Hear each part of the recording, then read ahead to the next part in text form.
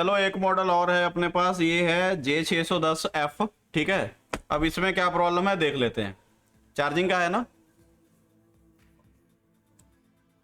ठीक है। Charger insert किया तो इसने लिया तकरीबन आधा एम्पेयर, तकरीबन 400 मिली एम्पेयर ले रहा है। स्क्रीन का फ्लेक्स लगा हुआ है, निकाला हुआ है।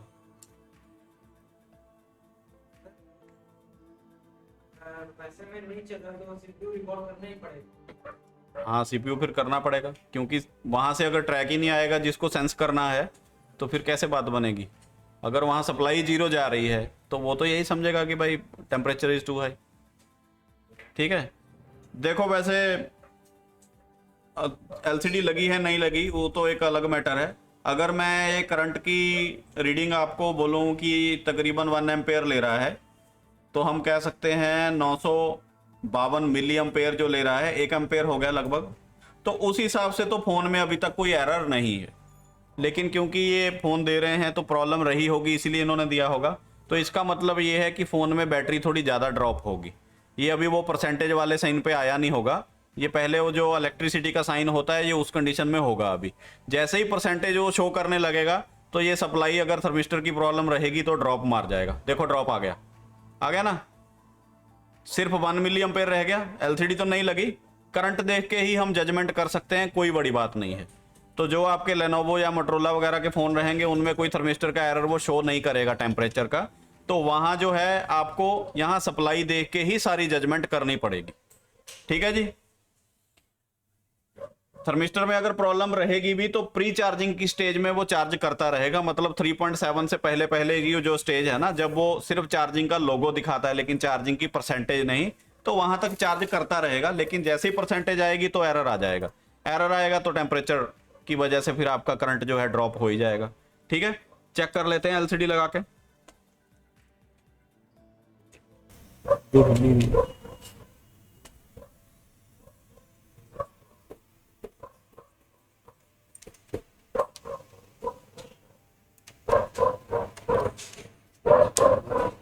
इसको क्या दिख गया? ये कुत्ता भाई साहब भौंके जा रहे हैं।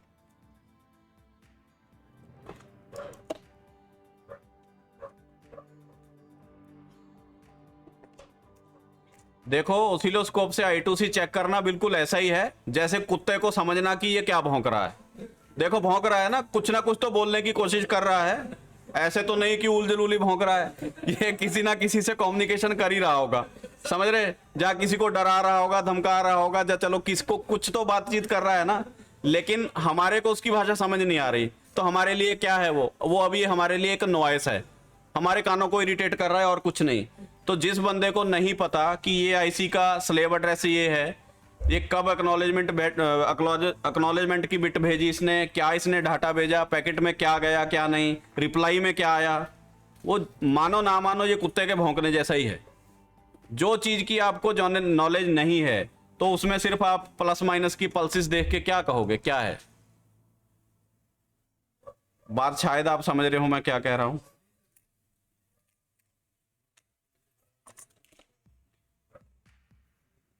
अगर आपको अंदाजा लग भी जाए कि ये रिसीविंग के पैकेट हैं, ये सेंडिंग के पैकेट है, तो भी क्या नतीजा निकालोगे? मतलब उसमें बातचीत क्या हो रही है वो तो हम कंक्लूजन पे नहीं पहुंच सकते ना।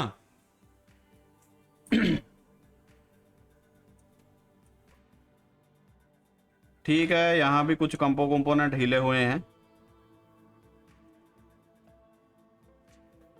हिले हुए क्या मतलब है ही नहीं है।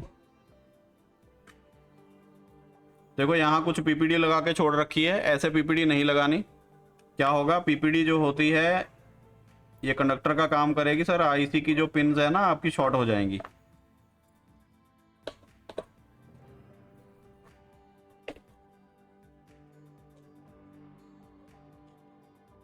ये विंडो बंद कर दीजिए। अब पता तो चल गया कि I2C समझ नहीं आ रही, बंद कर दो, अपने काम का नहीं है।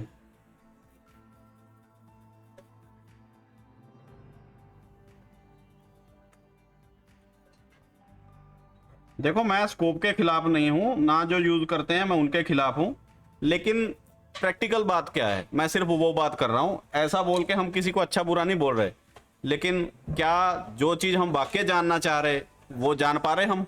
जैसे हम सप्लाइयाँ चेक करते हैं कि चलो ये 0.6 की लाइन है, ये 1.8 की लाइन है, मल्टीमीटर बता तो देता है ना यार कि 1.8 आ रहा है, ठीक है, तो हम कह सकते हैं कि ओके है। 0.6 आ रहा है तो हम कहें कि नहीं यार 1 वोल्ट की लाइन थी, 0.6 ही आ रहा है, तो मल्टीमीटर बता तो रहा है ना कि यहाँ कुछ ड्रॉप है। स्कोप से क्या पता चल रहा है आपको I2C में? जा तो हो ना कि हम कहें कि अपने को पता था कि पैकेट में क्या आने वाला है, रिप्लाई में क्या आने वाला है, हम उसकी 0101 की बाइनरी समझ सकें, अपने पास हर आईसी की डाटा शीट हो, उसमें सारे पैकेट की डिटेल दी हो, फिर तो हम चलो कह सकते हैं कि पता चल रहा है कि क्या है क्या है। जब पता ही नहीं चल रहा, मतलब क्या उसने भेजा, क्या रिसीव हुआ, क्या रिप्लाई गया, क्या मतलब हुआ उस बात का? ये तो ऐसा ही है कि मल्टीमीटर से हमने वोल्टेज तो चेक कर ली कि वोल्टेज कुछ आ रही है, हमारे को ये नहीं पता है कि कितने वोल्ट की लाइन थी, ठीक है, तो अभी ये जो आ रही है ये सही है कि नहीं, अपने को क्या पता। एक यहां किसी ने जंपर मार रखा है, क्या है क्या नहीं देखना पड़ेगा। और यहां से आपके कुछ जो कंपोनेंट है ना वो मिस भी लग रहे हैं, ठीक है, चलो कोई नहीं, एक बार एलसीडी लगाते हैं और हम चेक कर लेते हैं कि भाई इसमें एरर दिखा रहा है नहीं दिखा रहा है, क्या सीन है, ठीक है। पहले तो वोल्टेज चेक कर लो कितनी है, मेरे को लग रहा है इसमें 3 वोल्ट के करीब ही होगी या कम ही होगी, ठीक है, वही 3.2, इसीलिए वो प्री चार्जिंग की स्टेज में कोई एरर नहीं दिखा रहा था। ये 3.8 पे आप लगाओगे ना तो वो फिर इतना करंट स्टार्टिंग में लेगा ही नहीं, लेगा 1-2 या 4 सेकंड के लिए तो ड्रॉप आ जाएगा। ठीक है, तो हम अटैच करके देख लेते हैं इसको।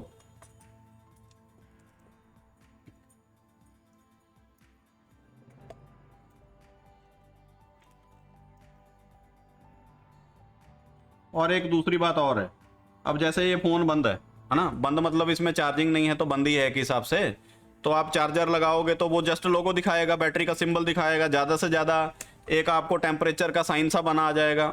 देखो वो साइन से ये तो पता चल रहा है कि टेम्परेचर का कोई लोचा है, टेम्परेचर हाई है लो है वो अपने को पता नहीं चल रहा, तो आपका फर्ज ये बनता है कि आप पहले बैटरी को थोड़ा 3.8 से ऊपर लेके जाओ ताकि फोन ऑन हो सके।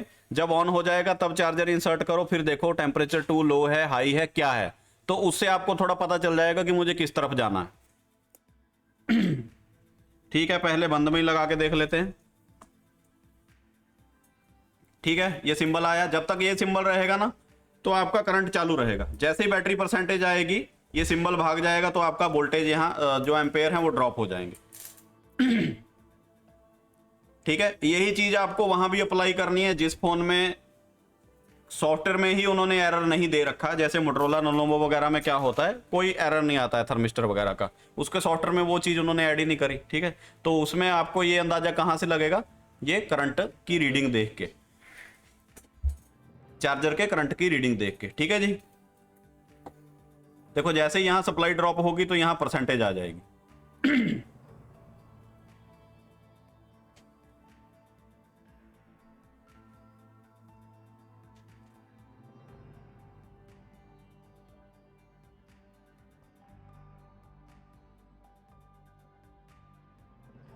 देखो जैसे ही परसेंटेज आई करंट ड्रॉप हो गया जी। देखो ये तालमेल जो है ना आपके दिमाग में चलना चाहिए, जरूरी नहीं है कि यहां वो बताए ही बताए। एलसीडी नहीं लगी थी, पहले से एक्सपीरियंस मैंने कर रखा था तो इसीलिए मैंने बता दिया कि प्री चार्जिंग की स्टेज में था, एरर नहीं आ रहा था, जैसे ही परसेंटेज शो हुई तो एरर आ गया क्योंकि करंट ड्रॉप हो गया। तो यही सेम फंडा आपको उस फोन में अप्लाई कर देना जिसमें सॉफ्टवेयर में एरर की ऑप्शन ही नहीं है, ठीक है जी। तो अब टेम्परेचर टू हाई है या लो है इसको कंफर्म करने के लिए तो अपने को थोड़ा बैटरी को चार्ज करना पड़ेगा, बूस्ट, जैसे नॉर्मली आप डीसी से उसको 3.8 या 4 के करीब ले जा सकते हो, कोई बात नहीं। अब पता ही है कि टेम्परेचर का एरर दे रहा है, हाई होगा या लो होगा, वो सर्किट देख के मैं आपको बता दूंगा कि हाई है कि लो है, थोड़ा सर्किट चेक कर लेने दो। तो ये मॉडल कौन सा है आपका, J610F, ठीक है, इसका भी डायग्राम खोल लेंगे।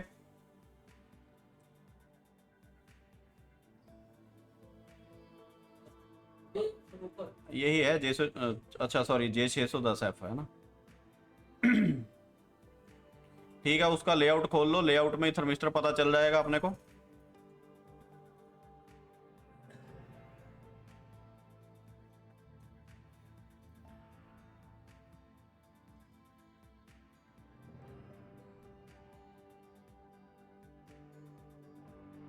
ठीक है, मोस्टली जो बैटरी थर्मिस्टर सैमसंग का होता है ना वो चार्जिंग कनेक्टर के पास ही होता है। तो ये रहा TH 3001, ठीक है, यही है।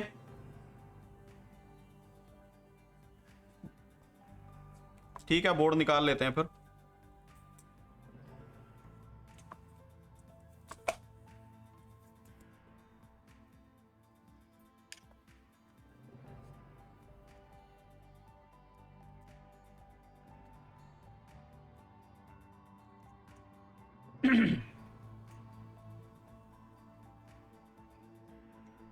तो ये आपका होल आ गया, होल के साथ एक आईसी लगा है, आईसी के ऊपर लगा हुआ है।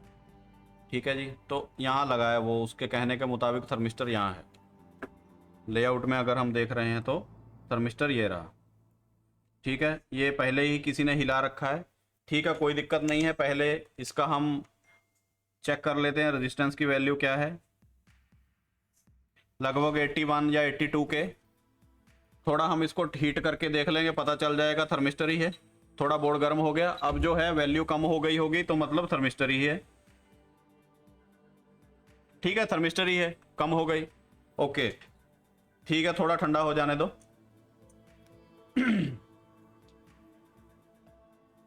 चार्जर इंसर्ट कर लेते हैं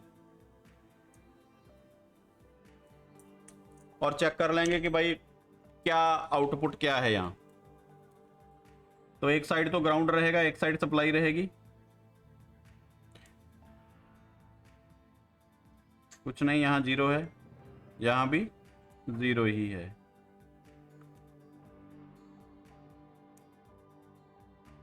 ये वैसे हिल रहा है, नीचे अटैच नहीं है। ठीक है, इसको पहले तो निकाल के चेक कर लेते हैं, पता चल जाएगा कि भाई रेफरेंस सप्लाई आ भी रही कि नहीं।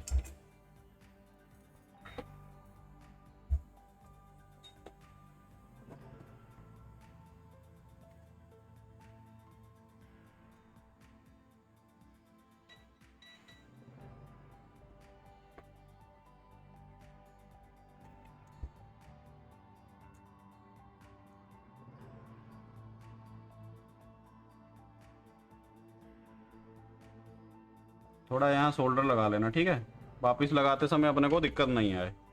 तो डायोड मोड चेक कर लेते हैं एक बार। मेरे ख्याल से अपर साइड जो है ग्राउंड है, ठीक है।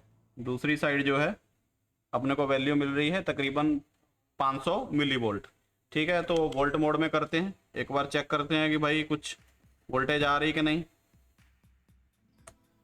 तो हमने जैसे थर्मिस्टर निकाल दिया तो रेफरेंस सप्लाई आनी चाहिए, नहीं आ रही है ना, नहीं आ रही। ठीक है, जो पीछे कंपोनेंट निकले हुए हैं मे भी हो सकता है उनमें से कोई रेफरेंस के लिए लगा हो, है ना, यहाँ सप्लाई देने के लिए। तो एक बार चेक कर लेते हैं डायग्राम में कि भाई इसका R1 कहाँ है। तो इसका नंबर क्या है, TH 3001। ठीक है, स्कीमेटिक में जाना है, वहां सर्च कर लेना है TH 3001। थोड़ा जूम कर लो।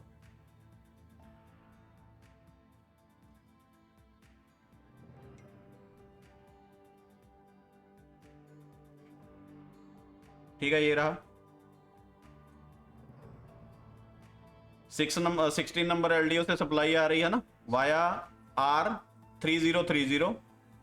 100K का वो हमारा R1 है और थर्मिस्टर हमारा एक साइड ग्राउंड है ही। ठीक है, तो अब अपने को क्या करना है, अपने को ढूंढना है R3030। तो बोर्ड में देखो R3030 कहाँ है। ठीक है जी, दूसरी साइड लगा हुआ है, ये देखो चार्जिंग कनेक्टर के बिल्कुल ऊपर दूसरी साइड लगा हुआ है, कॉइल के लेफ्ट में। ठीक है, चेक कर लो इसको। ये जो जंपर कर रखा है किसी ने, ये यही सप्लाई हो गई ना फिर इसका मतलब। हाँ, तो किसी ने जंपर कर रखा है। लेकिन एक थोड़ी बात अजीब है, जंपर करने के बावजूद भी यहाँ सप्लाई क्यों नहीं आई, कुछ तो आना चाहिए था। अब तो हमने थर्मिस्टर भी निकाल दिया था, तो इसमें भी फिर हो सकता है वही सेम ही लोचा हो पहले वाला।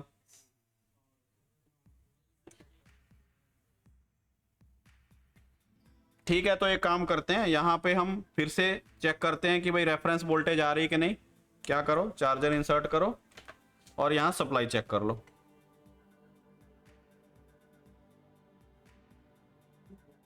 नहीं आ रही, नहीं आ रही है ना, ठीक है सप्लाई सर जी नहीं आ रही है।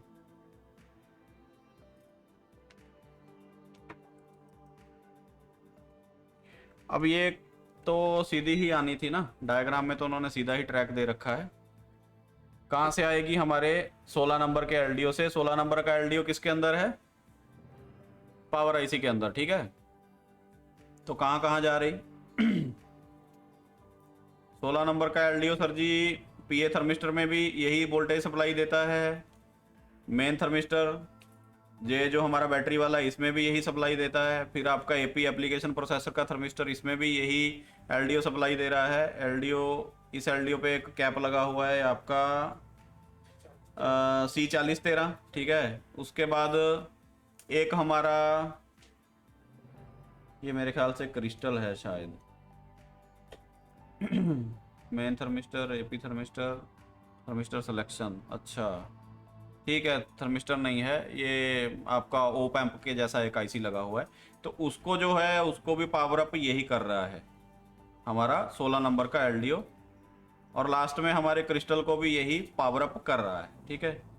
अच्छा हम एक चीज़ देख लें यहाँ कि कंपोनेंट में से मिस क्या क्या है, कंपोनेंट कौन कौन से मिस हैं। एक तो यहाँ L5008 नहीं है इस बोर्ड में, L5008 देखो यहाँ से मिस है, ठीक है। ऊपर भी कुछ कंपोनेंट मिस हैं, ये भी हम देख लेते हैं क्या है। सबसे पहले सर जी एक कॉयल मिस है यहाँ से, ठीक है। उसके नीचे फिर से कॉयल मिस है, राइट में डायोड मिस है, और उसके नीचे डायोड है। उसके बाद फिर से एक कॉयल मिस है, उसके बाद डायोड है, कॉयल मिस है। उसके बाद नीचे आ जाओ, नीचे भी सर जी आपकी एक कॉयल मिस है। राइट साइड में आ जाओ, यहाँ पे 2 रजिस्टर मिस हैं आपके, 3 रजिस्टर ही मिस हैं। राइट साइड में फिर आपका एक रजिस्टर मिस है। मतलब काफ़ी तामझाम ही निकाल के बैठे हो। वो देखना पड़ेगा डिटेल में, जब जाओगे ना एक एक पर्टिकुलर लाइन की डिटेल जब आप देखोगे डायग्राम में, तो उसमें आपको क्लियर हो जाएगा कि ये लाइन किस सेक्शन की थी, ठीक है जी।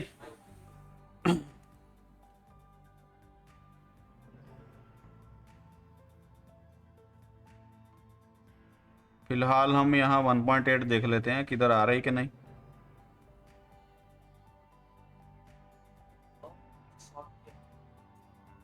कहाँ? यहाँ ये वाली, ये यहाँ नहीं नहीं शॉर्ट नहीं है, वो ऐसे ही लग रहा है। पता नहीं यार बंदे कैसे काम करते हैं ना, बोर्ड का सत्यानाश कर रखा है। चलो जिसने भी किया है,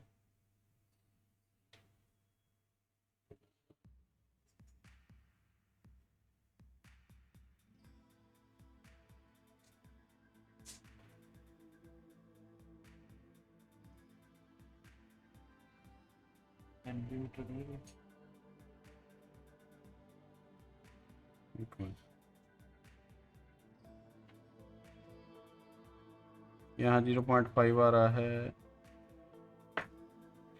0.4। चलो हम एक काम करते हैं, ऊपर भी थर्मिस्टर सेम ही सप्लाई से चल रहे हैं ना, तो ऊपर किसी थर्मिस्टर की हम सप्लाई चेक कर लेते हैं कि वहाँ आ रही है कि नहीं। तो वहाँ से अपने को पता चल जाएगा कि ये एलडीओ ही बंद हो चुका है या फिर नीचे ही ट्रैक नहीं आ रहा, ठीक है। तो हम देख लेते हैं, एपी थर्मिस्टर देख लेते हैं कहाँ है। तो ये वाला तो हम देख ही रहे थे, ये तो नेटवर्क सेक्शन में पीए थर्मिस्टर है। इसको देख लो, चलो इसका नंबर है TH1000। तो हम TH1000 सर्च कर लेते हैं, ये नेटवर्क सेक्शन में पीए के पास जो है लगा होगा, उसका टेम्परेचर सेंस करने के लिए। थोड़ा जूम करके सर्च करना है, ठीक है। ये जो सेंटर में आईसी लगा है इसके राइट साइड में लगा हुआ है, तो ये रहा सेंटर में आईसी, तो ये रहा राइट साइड। भाई साहब हला तो किसने ये भी रखा है, ठीक है। यहाँ सप्लाई देख लेते हैं, यहाँ भी नहीं आ रही, तो मतलब ये है कि सारे ही थर्मिस्टर में सप्लाई फिर नहीं आ रही होगी। ऐसे ही सीपीयू के पास भी होगा, उसको भी देख लेते हैं। सीपीयू वाले का क्या नंबर है, क्या नाम है?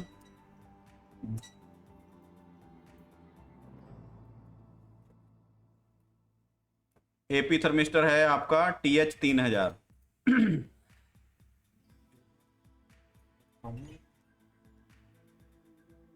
TH 3000, ठीक है। तो ये सर्च कर लेते हैं बोर्ड में कहाँ है। ठीक है, सारे थर्मिस्टर जो हैं जिनकी सप्लाई तकरीबन रेफरेंस एक ही जगह से आ रही है, ठीक है। तो ये आपका कहाँ लगा हुआ है? ये बिल्कुल सर जी CPU के नीचे लगा है ना, शील्ड निकालनी पड़ेगी इस हिसाब से। तो रुको, शील्ड हाँ निकली ही हुई है, मुझे लग रहा है ये भी देख ही रखा होगा बंदे ने फिर इस हिसाब से तो। हाँ जी हाँ जी, ये क्या किया हुआ है यार। यार ऐसा काम नहीं करते। नहीं, दांत निकालने वाला तो कुछ नहीं है इसमें, कोई बहादुरी का काम थोड़ी है ये। देखो, किसी का कुछ अच्छा नहीं कर सकते तो खराब भी नहीं करना चाहिए, और ऐसे PPT छोड़ने का कोई मतलब नहीं, इससे नुकसान हो जाएगा कुछ ना कुछ। शॉर्ट सर्किट हो जाएगा, क्या मतलब है। ठीक है, तो यहाँ से तो थर्मिस्टर ही मिस कर रखा है, यही था मेरे ख्याल से, यहाँ से जो मिस है। हाँ ठीक है, यही राइट साइड वाला है ना, यही था। ठीक है, यहाँ तो मिस है, तो ठीक है एक काम करते हैं, यहाँ देख लेते सप्लाई आ रही कि नहीं। वैसे मेरे ख्याल से इधर भी नहीं आ रही होगी।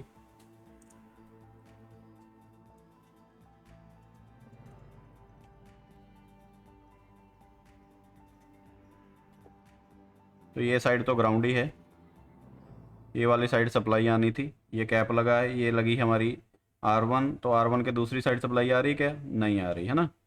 ठीक है, तो एक तो हमारे को ये सप्लाई बहाल करनी पड़ेगी सर, मतलब कहाँ से आ रही थी, इसमें कुछ शॉर्ट वॉट तो नहीं है, वो हम देख लेते हैं। और दूसरा, हमारे को ये थर्मिस्टर भी लगाने पड़ेंगे जो मिस है, क्योंकि ये तो मेन CPU का थर्मिस्टर है, इसकी वजह से तो एरर आ जाएगा।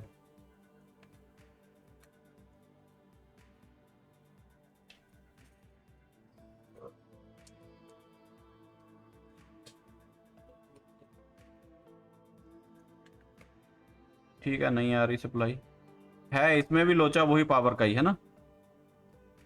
तो ठीक है, जहाँ तो पावर करनी पड़ेगी, नहीं तो फिर इसका भी एक बार शॉर्टकट मार देते हैं हम लोग। ढूंढ लेते हैं सप्लाई कहाँ आ रही है, कहीं ना कहीं मिली जाएगी, तो वहाँ से ही हम एक बार इस LDO पे बोरो कर लेंगे सप्लाई, तो कोई दिक्कत नहीं है, यहाँ कोई लोड तो है नहीं।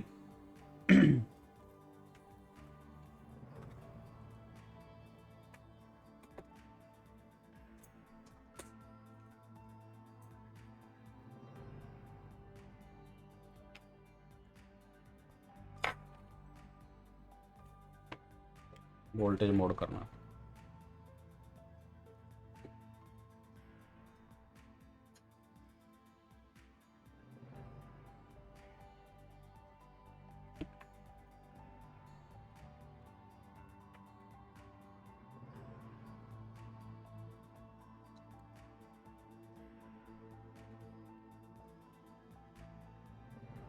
.7,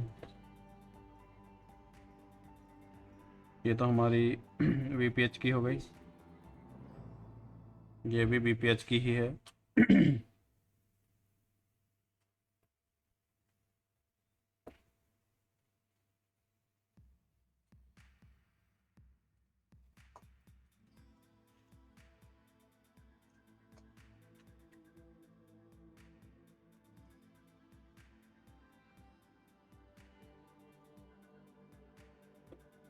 ठीक है, यहाँ आ रही है ना। हाँ आ जा रही है, बैटरी नहीं लगी, मैं भी इसलिए कर रही होगी ऐसे। तो हमारे को सप्लाई ऐसी चाहिए जो स्टेबल रहे ना, तो कोई नहीं, तो बैटरी नहीं लगी मेरे ख्याल से, इसलिए ऐसे कर रही होगी। नहीं तो कोई बात नहीं, किधर और से ढूंढ लेंगे, एक बार तो चलो दे सकते हैं ना।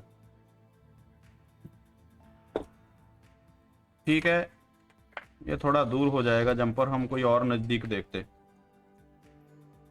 यहीं देख लेते हैं, यहीं मिल जाएगा कुछ ना कुछ। नहीं नहीं, कोई नहीं।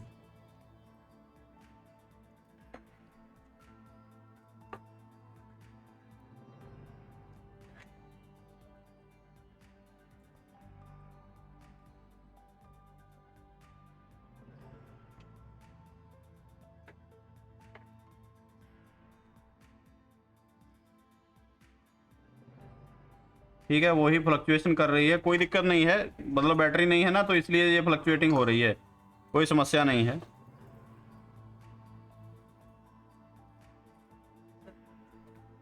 हाँ, यहाँ से नज़दीक है तो हम यहाँ से सप्लाई उठा लेते हैं, ठीक है।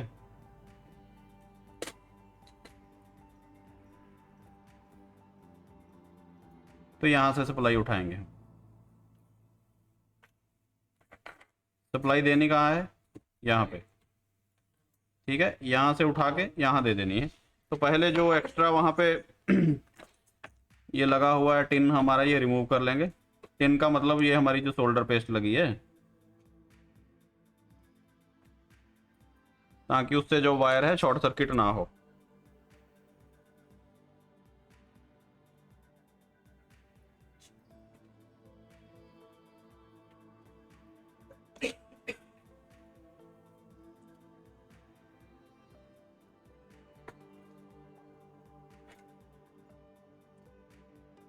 ये जो कैप की टूटी हुई लेयर पीछे ट्रैक पे बच जाती है ना, वो निकाल देना, नहीं तो हाँ आपका जो कंपोनेंट लगाओगे ना वो नीचे लगेगा नहीं प्रॉपरली।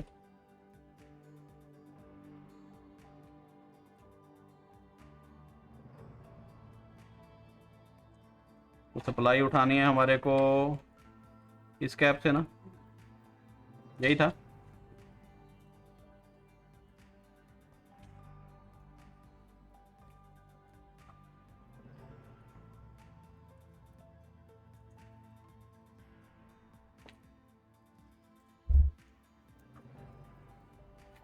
देखो चलो, ये तो वैसे ही थर्मिस्टर का चल रहा है, तो मैं आपको ये समझाने के लिए यहाँ से जंपर कर ले रहा हूँ। लेकिन एक चीज़ ध्यान रखो, ये अगर पर्टिकुलर एक एलडीओ पूरा बंद ही हो गया है, शट डाउन हो गया है ना, तो उससे हो सकता है आपकी फ़ोन की और भी फंक्शनैलिटी बंद हो गई हो। लेकिन फिलहाल आपने मुझे बोला है सिर्फ एरर आ रहा है चार्जिंग में, तो मैं इसलिए सिर्फ एक बार ये आपको बाईपास करके दिखा रहा हूँ।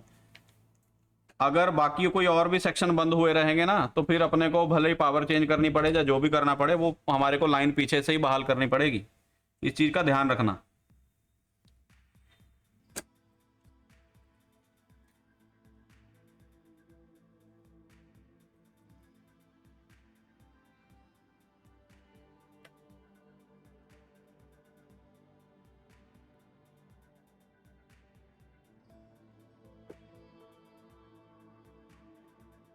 वो R1 पे ट्रैक यहीं से जा रहा है, तो मैं यहाँ से दे रहा हूँ इसको, ठीक है।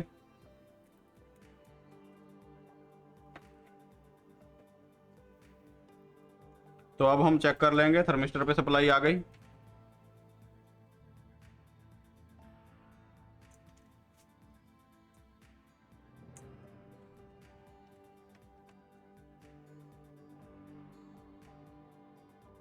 ठीक है, आ गई। अब नीचे वाले पे भी आ गई होगी, पीए वाले पे भी आई गई होगी, क्योंकि सप्लाई तो सब सेम ही है। देखो पीए पे भी आ गई है ना, पीए पे भी आ गई ना, पीए की सप्लाई यहाँ तो बन रही थी थर्मिस्टर, ये पीए का थर्मिस्टर है ना। तो अब नीचे वाला थर्मिस्टर हम देख लेते हैं, यहाँ भी आ गया होगा ट्रैक। जी यहाँ भी आ गया। तो यहाँ अपने को एक R1 लगानी पड़ेगी, थर्मिस्टर हमारे पास है वो पीछे लग जाएगा, ठीक है। कोई नहीं, ये काम करते हैं, ये जो थर्मिस्टर है हम सीपीयू के पास लगा देते हैं, जो हमने नीचे से निकाला है, नीचे वाले को सर्किट को बाईपास कर देते हैं, ठीक है। तो वैल्यू चेक कर लो कि नीचे वाला थर्मिस्टर बैटरी वाला और एपी वाला, क्या उनकी वैल्यू दोनों की सेम ही है।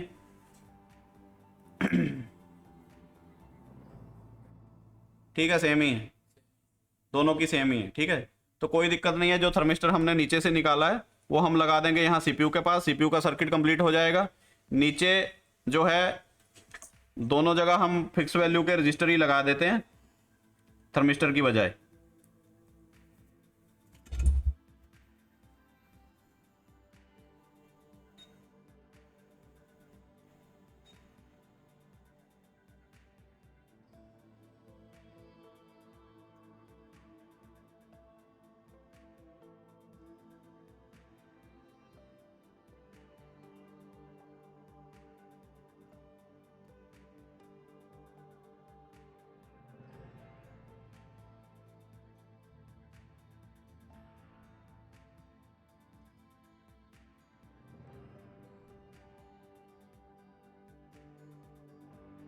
ठीक है, ये सर्किट तो कंप्लीट हुआ, ये दूसरा पीए वाला भी कंप्लीट है।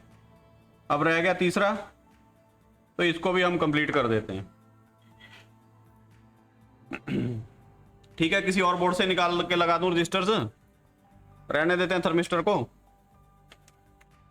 थर्मिस्टर कहोगे थर्मिस्टर लगा देता हूँ, कोई दिक्कत नहीं है, जो आप कहो मैं तो लगा ही दूंगा। ठीक है चलो थर्मिस्टर ही लगा देते हैं, छोड़ो क्या बाईपास करना है। मतलब अब मैं 100K का नहीं लगा रहा, अब उसकी जगह 10K का लगा दे रहा हूँ। तो उसके हिसाब से R1 की वैल्यू भी अपने को मॉडिफाई करनी पड़ेगी। ठीक है, ऐसा नहीं होगा कि R1 आप इसके बोर्ड के हिसाब से लगा दो और थर्मिस्टर आप अलग वैल्यू का लगा दो, फिर नहीं चलेगा, फिर एरर आ जाएगा। ठीक है, तो मैं दोनों ही वैल्यू इसकी जो है मॉडिफाई कर दूंगा। तो यहाँ से निकाला था हमने, पहले हम एक बार इसकी चेक कर लेते हैं कि भाई ये रूम टेम्परेचर पे क्या दिखा रहा है।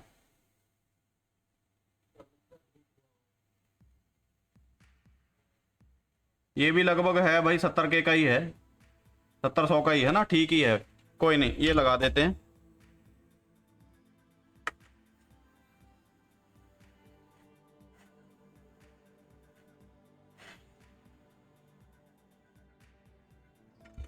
ठीक है, अब क्या रह गया, R1। R1 लगभग ठीक है, वो भी लगा देता हूँ, कोई नहीं, रुको एक अंदाजा लगा के देखते हैं।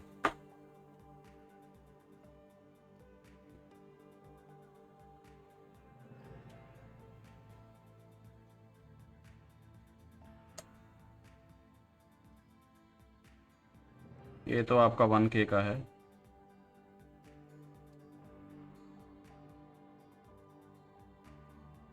ठीक है, ये 200K का हो गया।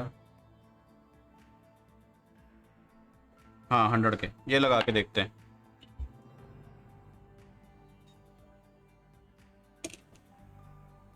यही था ना,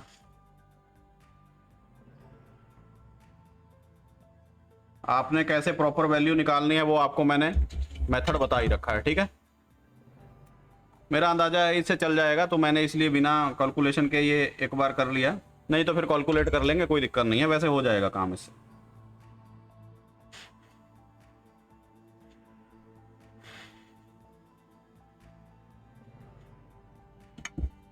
ठीक है जी, ठीक है, लगाओ चार्जर।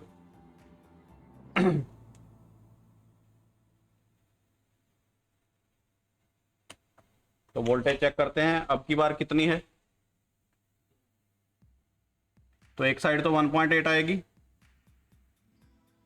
और दूसरी साइड जो है ड्रॉप आना चाहिए, वो आएगा।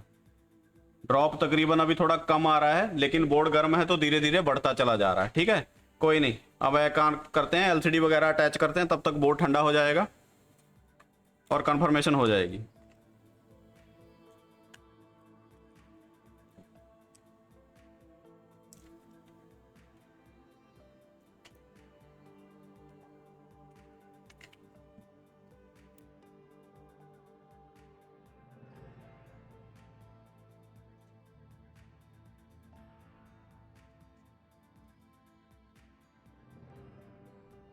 ठीक है, करंट तो अभी ड्रॉप नहीं हुआ,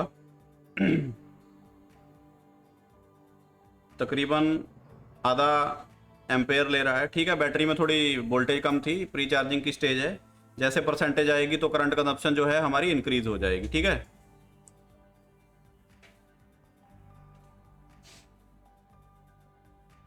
अगर इसने अभी भी एरर दिया तो फिर हमारे को जो है R1 की वैल्यू मॉडिफाई करनी पड़ेगी।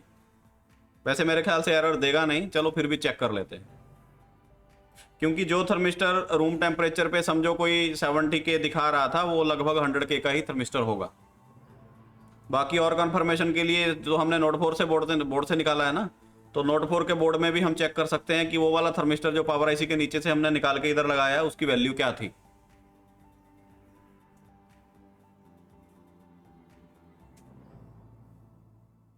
ठीक है, अभी तक एरर आया नहीं है, वैसे इतनी देर में आ ही जाता है, चेक कर लेते हैं। नहीं नहीं, ज़्यादा टाइम नहीं लगेगा, हो जाएगा अभी। ऐसे तो अगर आप ये टाइम कम करना चाह रहे हैं ना, तो बैटरी कनेक्टर पे आप डीसी सप्लाई से 4.2 वोल्ट भी दे सकते हो, उससे थोड़ा ये जल्दी बूस्ट हो जाएगा, परसेंटेज जल्दी आ जाएगी, तो चार्जिंग की स्पीड वैसे ही इंक्रीज हो जाएगी। ठीक है, कैसे करना है वो भी देख लो। 4.2 है, ठीक है, प्लस माइनस उसने बता ही रखा है किस किस तरफ है।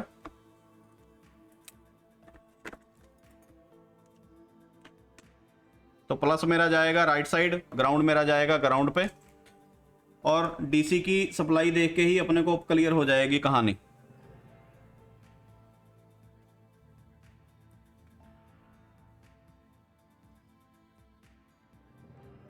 करंट बड़ा कम ले रहा है, ये ज़्यादा लेना चाहिए था इसको। सिर्फ 400 500 ले रहा है, धीरे धीरे बढ़ रहा है।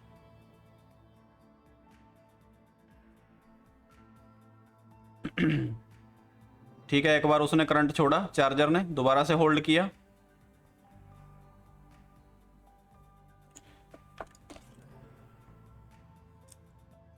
आगे परसेंटेज एरर नहीं है। अभी भी क्या है ना, वो थोड़ा प्री चार्जिंग की स्टेज में ही चल रहा है, तो इसलिए करंट जो है ज़्यादा इंक्रीज नहीं हो रहा। बाकी दूसरी एक वजह और भी है सर जी करंट ना इंक्रीज होने की, जो कॉइल्स निकली है ना वो मेरे ख्याल से डीएमडीपी की है। तो डीएमडीपी अगर ओके रहेगा तो फिर कैसे कंफर्मेशन होगी चार्जिंग आईसी और चार्जर के अंदर, ठीक है, कि कितने वोल्ट देने हैं, कितने लेने हैं, वोल्टेज क्या रखनी है। तो नहीं होगा तो फिर ये बस स्लो चार्जिंग के रूप में जो नॉर्मल एक वैल्यू रहती है तकरीबन आधा ampere, 4500 milliampere, sorry 450 milliampere, उसी पे ये चलेगा। एरर तो खत्म हो गया है, परसेंटेज आ गई है।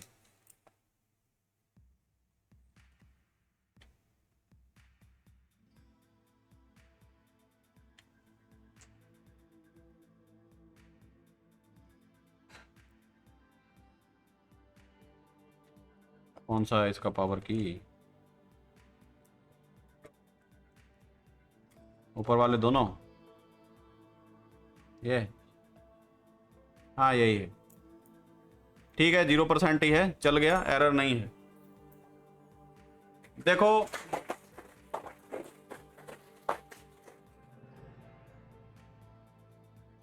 करंट की जो कंजप्शन है ना, मैं उसी से अंदाजा लगा रहा हूं कि एरर नहीं है।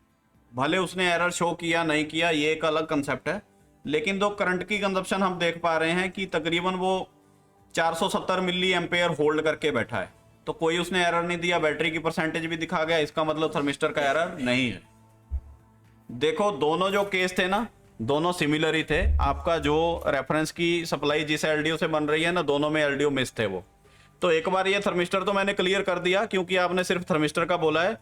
अब आगे कोई पर्टिकुलर सेक्शन अगर बंद होगा उसकी वजह से जो एलडीओ मिस है, तो फिर आपको सर जी पावर आईसी पे काम करना पड़ेगा। ठीक है, शॉर्टिंग तो नहीं थी लाइन में, शॉर्टिंग होती तो फिर जहां से हमने जंपर किया वो भी बैठ जाती लाइन। तो वो लाइन अभी भी होल्ड है 1.8 पे, तो मतलब शॉर्टिंग तो नहीं है। तो फिर पावर आईसी का दिक्कत हो सकता है, पावर आईसी खराब हो सकता है आपका। ठीक है, देखो ये करंट कंजप्शन से समझ आया कि क्या कहानी है। चार्जिंग स्लो ही चलेगा, डीएमडीपी नहीं चल रहे ना सर, स्लो ही चलेगा।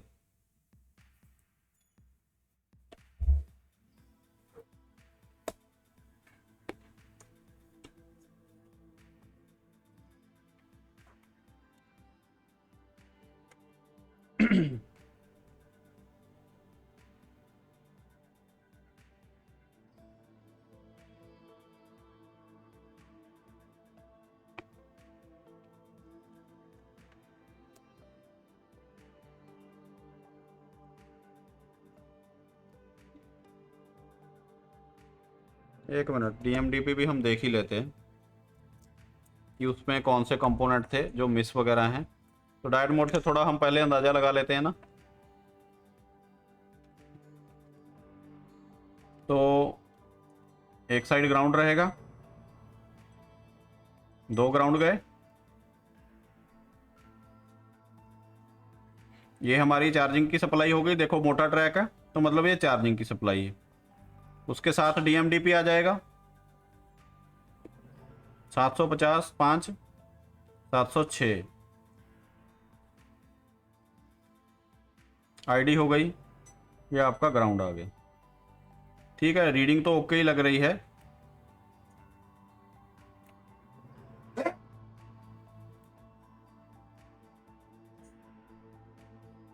ठीक है, काम करिए, इसको ना थोड़ा चार्ज होने दीजिए, उसके बाद मेरे ख्याल से बढ़ जाएगा, नहीं तो फिर ये कंपोनेंट आपको लगाने पड़ेंगे।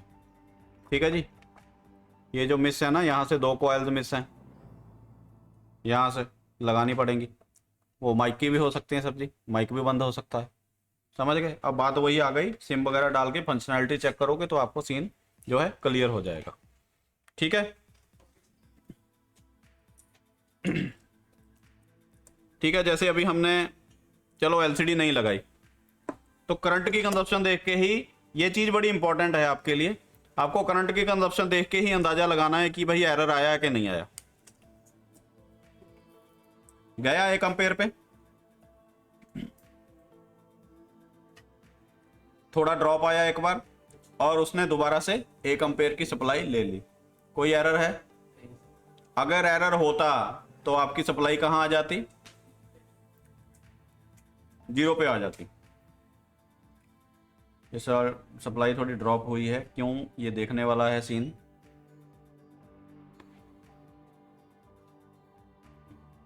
एक मिनट, कोई नहीं, ड्रॉप इसलिए हुई है, ये बैटरी निकल गई थी यहाँ से, है ना, बोर्ड ऊपर उठ गया था। ठीक है सर, लो दोबारा बैटरी लगा अपना, सॉरी एलसीडी लगा के आपको कन्फर्म भी करवा देता हूँ। फास्ट चार्जिंग भी चली गई, 1 एम्पेयर उसने ले लिया।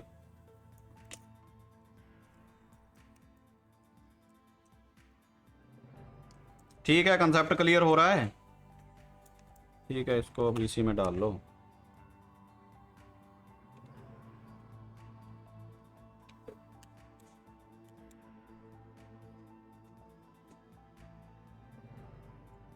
देखो, जिस हिसाब से आपको ये थर्मिस्टर का सर्किट समझाया है ना, आप जो मर्जी मॉडिफिकेशन इसमें कर सकते हो, कोई दिक्कत ही नहीं है।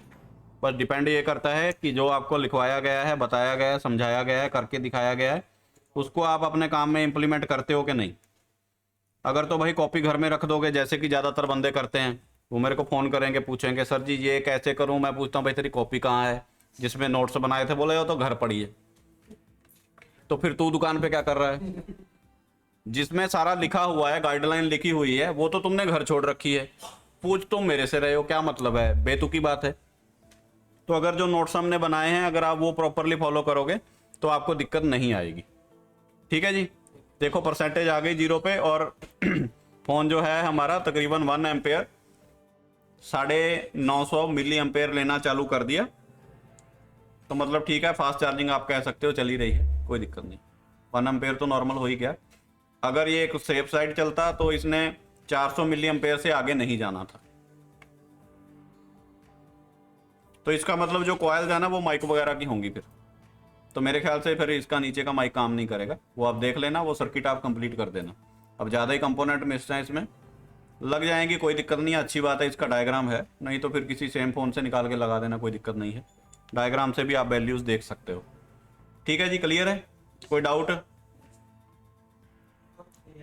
हाँ जी, सर ये बड़ी कर थर्मिस्टर होगा 100K का। हाँ जी, रजिस्टर भी 100K का है। हाँ सेम ही लगा दो, कोई दिक्कत नहीं है सर। आपको मैंने वो बताया तो है ना, कैलकुलेशन कैसे निकालनी है, उसमें आपको सिर्फ वैल्यूज ही तो भरनी है, वो खुद ही आपको बता देगा, कोई दिक्कत नहीं है। एक चीज़ का आपको ध्यान देना है, जो आप रूम टेम्परेचर पे चेक कर रहे हो, तो थर्मिस्टर एग्जैक्टली वही वैल्यू नहीं बताएगा जो वो वैल्यू का है। तो टेम्परेचर जो आपके घर दुकान पे जो भी है, मतलब आपके लोकेशन पे जो भी टेम्परेचर है, उसके हिसाब से थर्मिस्टर थोड़ी बहुत आपको वैल्यू अप डाउन ही बताएगा। जैसे ये लगभग 100K का थर्मिस्टर था, तो अभी जो यहाँ रूम टेम्परेचर है उसके अनुसार इसने तकरीबन 60, 65 या 70K के करीब वैल्यू दिखाई। तो ऊपर वाला 30K वो तो उड़ गया ना एक हिसाब से। ठीक है, अब अपने को समझना चाहिए कि थर्मिस्टर का नेचर ही ये है कि वो टेम्परेचर में बदलाव से अपनी रेजिस्टेंस की वैल्यू में बदलाव करेगा, तो वो नॉर्मल है। लेकिन आपके दिमाग में ये कंसेप्ट होना चाहिए। क्यों? क्योंकि अगर आप इसको गलती से 70K समझ के बैठ गए, तो फिर आप R1 की वैल्यू भी उसी हिसाब से लगाओगे, समझ गए? तो फिर दिक्कत आ जाएगी। इस टाइम तो भले चल भी जाए, लेकिन जब मौसम चेंज होगा तो फिर थर्मिस्टर अपनी वैल्यू बदलेगा, तो फिर आपको एरर आ जाएगा। तो इसलिए पहले ही कैलकुलेशन सेट करके चलनी। ठीक है, क्लियर है? ठीक है, करंट उसने होल्ड कर लिया, थोड़ा वेट करना है 1-आध% के लिए, तो चलो वेट भी कर लो, कोई दिक्कत नहीं है। सप्लाई थोड़ी ज़्यादा कम थी ना, 3.2 ही था। कोई 100-200 मिली वोल्ट बढ़ेंगे जाके, फिर जाके यहाँ परसेंटेज इंक्रीज होगी। कोई और किसी का डाउट है तो पूछ सकता है सर।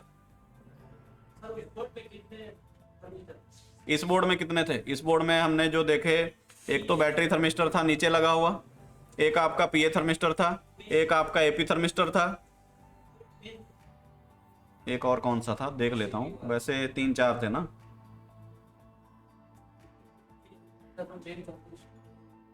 देखो एक तो पीए थर्मिस्टर हो गया नेटवर्क सेक्शन का, एक मेन थर्मिस्टर हो गया। अब मेन कौन सा है? मेन यही तो है। हाँ, एक आपका एपी एप्लीकेशन प्रोसेसर सीपीयू का हो गया। ठीक है, 3 ही थर्मिस्टर है सर। मेन इसको बोल रहा है, ये बैटरी थर्मिस्टर को मेन बोल रहा है। जो नीचे हमारे चार्जिंग कनेक्टर के पास लगा था उसी थर्मिस्टर का नाम इसने डायग्राम में मेन थर्मिस्टर लिख रखा है। कोई नहीं, वेट कर लो 2 मिनट, परसेंटेज बढ़ जाएगी, दे देता हूँ फोन फिर। और बोलिए, किसी का कोई डाउट है तो पूछ लीजिए। क्लियर है?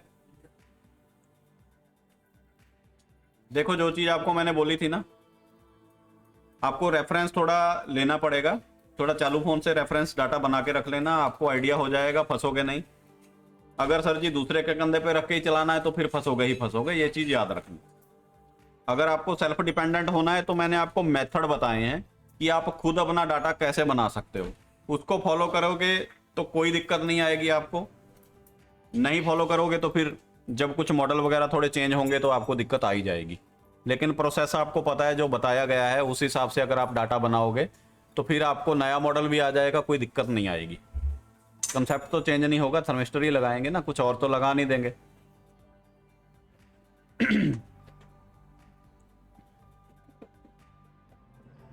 एक बार चार्जिंग निकाल के दोबारा इंसर्ट करके देख लेते हैं, कई बार वैसे ही सप्लाई स्टक हो जाती है।